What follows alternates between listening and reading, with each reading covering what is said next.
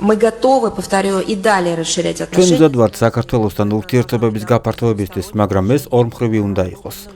თქვენ ახსენეთ ქართული საზოგადოების მხრიდან დიალოგის განახლების და რუსეთთან არსებული უთანხმოების გადალაღვის ძლიერი მოთხოვნა. ჩვენ არ ვაპირებთ ვინმე შიდა საქმეებში ჩარევას და არც საქართველოს საქმეებში ჩარევას ვაპირებთ.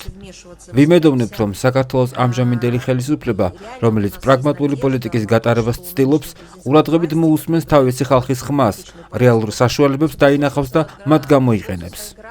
რუსეთი ცდილობს საქართველოსთან ურთიერთობები კეთილმეზობლობის, თანასწორობის და ურთიერთპატივისცემის პრინციპების საფუძველზე დაამყაროს. ბევრი რამ იქნა მიღწეული ვაჭრობის, ტრანსპორტის, ტურიზმის და ჰუმანიტარული გაცვლის სფეროში. ყველაფერი ვითარდება.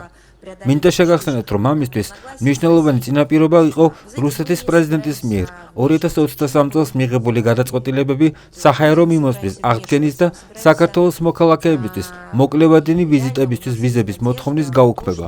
ჰუმანიტარული და ბიზნეს კავშირების კიდევ უფრო ხელშეწყობის მიზნით 2024 წლის ოქტომბერში უვიზო რეჟიმი გავრცელდა საქართველოს იმ მოქალაქეებზე, რომლებიც რუსეთში სასწავლებლად, სამუშაოდ და ხანგრძლივი ბინადრობის მიზნით ჩამოდიან.